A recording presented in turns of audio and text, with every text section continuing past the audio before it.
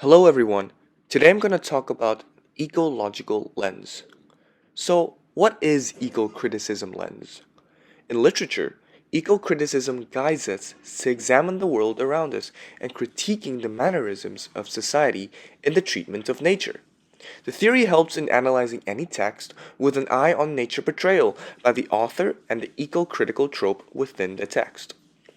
Two concepts that I think are really important is anthropocentrism, which is the belief that human beings are the most important identity in the universe.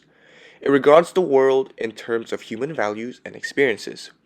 On the other hand, an ecocentric view is one that holds that Earth's ecology and ecosystems have intrinsic value.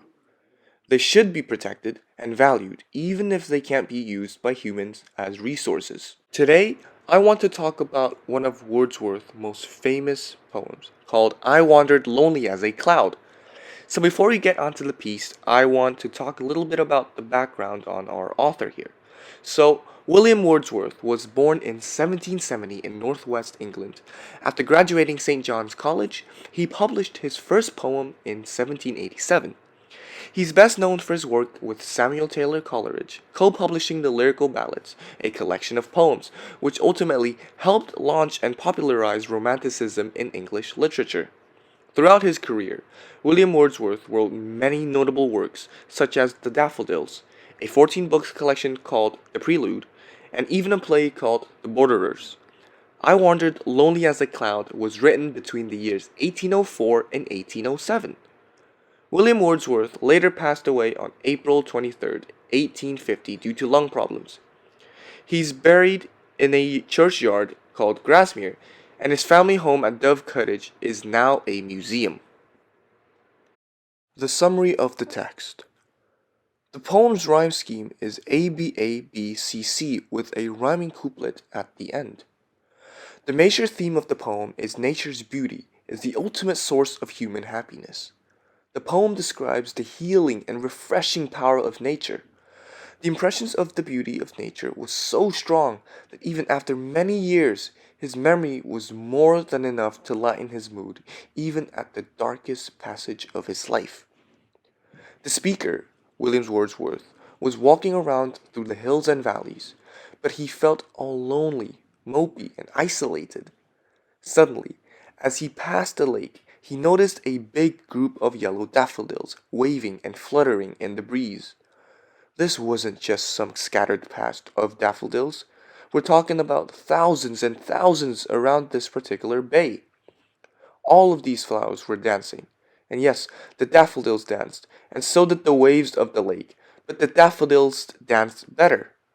The speaker's loneliness was replaced by gleefulness and joy, but he didn't even realize what a gift he has received until later, as his poem was recalled from memory.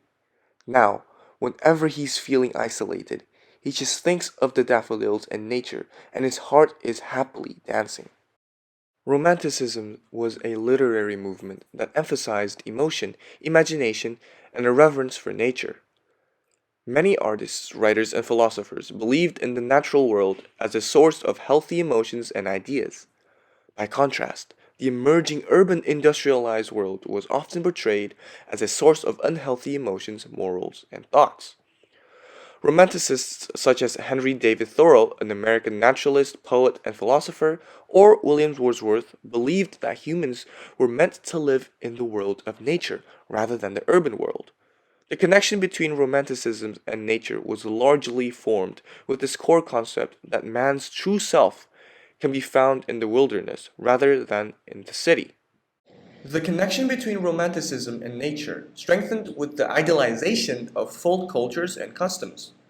Improvisation in art, music, and literature became more widely acceptable. Many works of the Romantic period emphasized the oneness of humanity with the natural world as opposed to many earlier schools of art and philosophy. Writers and artists of the Romantic period typically rely heavily on natural imagery in their work. These artists and writers use scenes and images from the natural world to spark the imagination of their audience. Work from the Romantic period often contains introspection and a search for self-identity. Romanticism generally places a heavy emphasis on emotions inspired by the beauty of the natural world. Stanza 1 is perhaps the most straightforward and simple stanza to comprehend, as the author is slowly introducing the reader into his world, being his memory. The Similean metaphor of I wandered lonely as a cloud and floating over vales or hills suggests a careless feeling, floating into wherever the wind takes him. It also creates a saddened mood to start the poem. A hollow and lonely cloud, not competent of its current state, trying to find company and pleasure in life. As a result, the personification of discovering a host of golden daffodils complements the first few lines in the stanza. The flowers are like crowds of people, all bright and golden from the sun rays. They act as welcoming people greeting a sad and lonely cloud, which also serves the purpose of slowly easing the reader into the next stanzas. The parallelism structure in the sentence beside the lake beneath the trees create a harmonious effect to the poem that is repetitive and easy to remember for the reader. Finally, the imagery ties everything together by describing the flowers as dancing and fluttering. The author is painting a vivid picture of the charismatic daffodils and represents nature as a welcoming, forgiveful, and cheerful being. In stanza 2 again, there is another simile, continuous as the stars that shine, since the poet alludes to an aimless cloud as he takes a casual stroll. Moreover, daffodils are compared to star clusters in the Milky Way to explicate the magnitude of daffodils fluttering freely beside the lake. At times, hyperbole like the never-ending line and 10,000 are used to explicitly tell us the immensity of the situation. But on the other hand, an allusion of daffodils to stars spread across the Milky Way implicitly tells us how insignificant human beings are compared to the rest of the galaxy.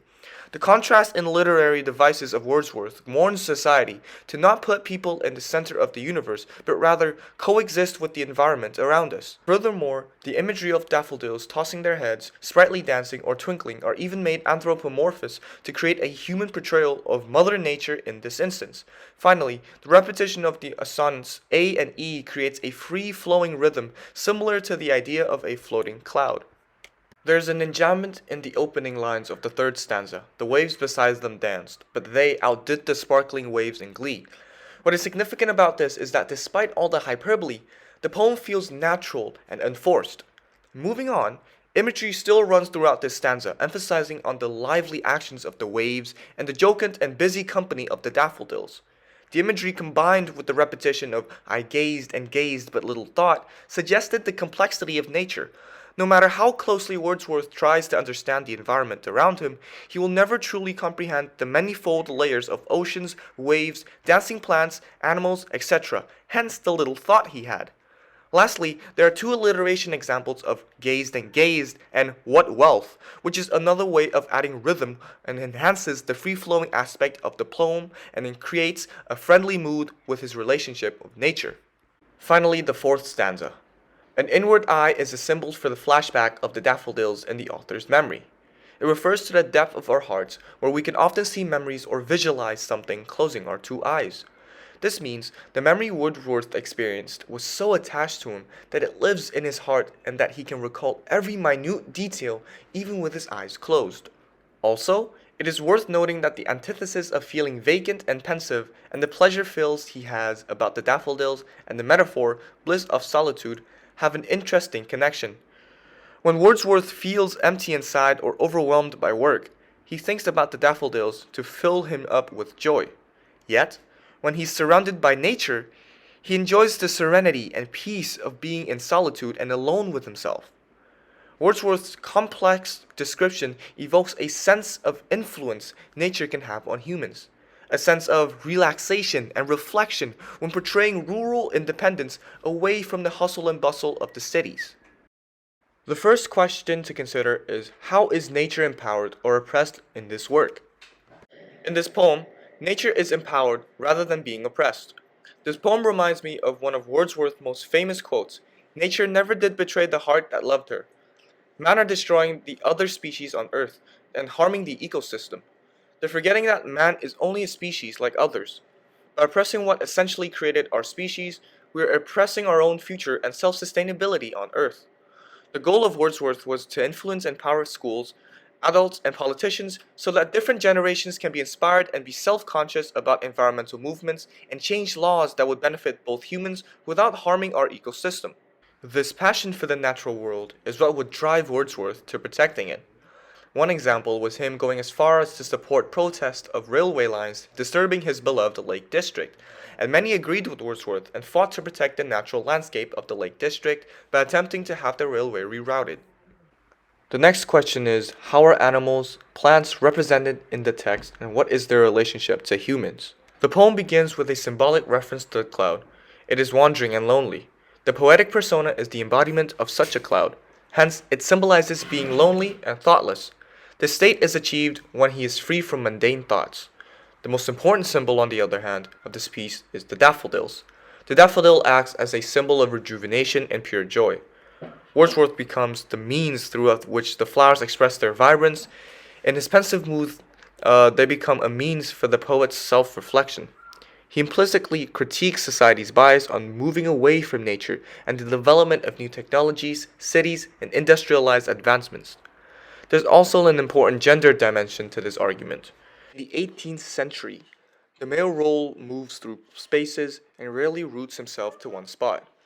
Committing to one place has been seen by Western culture as a more feminized activity. Men moved on, women stay put. Throughout Western society, the masculine ideal often describes the male arriving at a new place, taking its measure, and then moving elsewhere to begin to exploit the spot, colonizing, capitalizing upon, and extracting resources. The poem is telling us that no matter where you go, take it slow and admire the beauty around you, and don't let greed influence your desires, but rather uplift each other. Animals and plants don't segregate based on gender. If they migrate for the winter, for example, they migrate together as a collective herd. And a field of daffodils bond closely together enduring storms and the cold collectively. The last question is, how are humans interacting with nature? Where is the environment on the hierarchy? Humans are encouraged to sustain within nature as opposed to moving away from it. In addition, the environment is on top of the hierarchy. Throughout the piece, the author is simply admiring the gifts of nature without taking advantage of the landscape for resources or profit. Wordsworth repeatedly emphasizes the importance of nature to an individual's intellectual and spiritual development. A good relationship with nature helps individuals connect to both the spiritual and social worlds. Humanity's innate empathy and nobility of spirit becomes corrupted by artificial social conventions and city life. In contrast, people who spend a lot of time with nature, such as laborers and farmers, retain the purity and nobility in their souls. Wordsworth views nature and human beings are as complementary elements of some of nature, an insignificance compared to the vast universe. Wordsworth is trying to tell us that the feeling of joy he achieved can be experienced by everyone if you dedicate more time with the environment. The overall message towards humans' interactions with the environment is, don't destroy life, but protect, respect, embrace, and coexist with it. That is the end of my presentation. Thank you for listening.